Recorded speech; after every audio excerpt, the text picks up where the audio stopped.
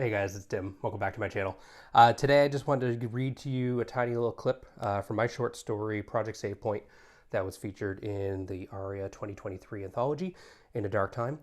All the short stories in here and poems, they're sort of basically kind of dealing with something dark going on in the world and, kind of how humanity deals with it and, how we find the light in that dark time.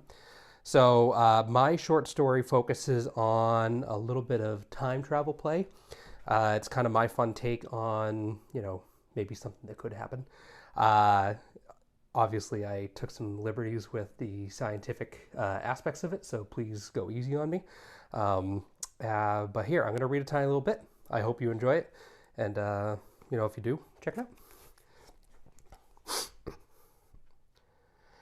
As you could probably tell, we don't fully understand how this phenomenon works. If it wasn't for most of life being wiped out on Earth, we wouldn't normally take such risks like we do now with exhaustive unmanned testing. But, as you figured out in these past few months stationed aboard the Sagan, we don't have very many options aside from being completely restarting humanity from scratch. That's why we document every minuscule thing we do and continue to review every scrap of information that we can get our hands on. Dr. Vincent and I have been reviewing and working through some hypotheses lately and have one that's rather promising, albeit scary as hell. From our latest measurements pulled from the JWST, we believe that the L3 position from the Sun-Earth relationship coincides with the L3 position of an even larger relationship. It looks to be a mirrored location between the black hole at the center of the Milky Way and something massive out in the Scutum Crux arm. We have no idea what's out there or why this works, but it just does. Gilroy perked up.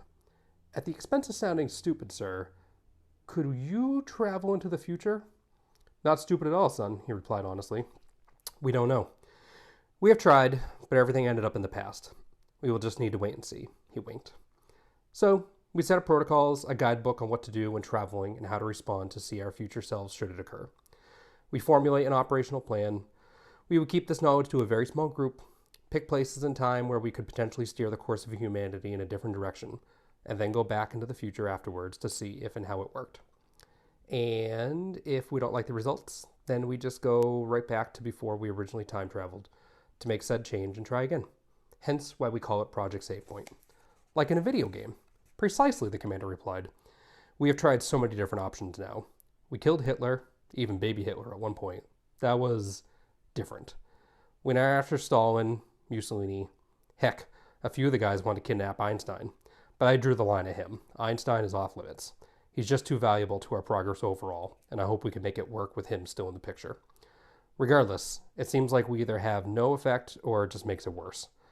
But there's got to be some person or event that we can gently nudge in another direction to avoid the apocalypse. So, I hope that was enough to make it exciting without giving away too much of what happens in the story. If you enjoy it, you can go to many of your small booksellers in Rhode Island area, and you can also check out the big ones, bookshop.org, Amazon, Barnes & Noble. You should be able to buy it online. So my short story is towards the end. Again, it's Project Save Point, and it's the 2023 ARIA Anthology. That's the Association of Rhode Island Authors. I hope you enjoyed it, and if you did, please consider checking it out. The rest of the short stories and poems in here are fantastic. There's lots of them by many great writers.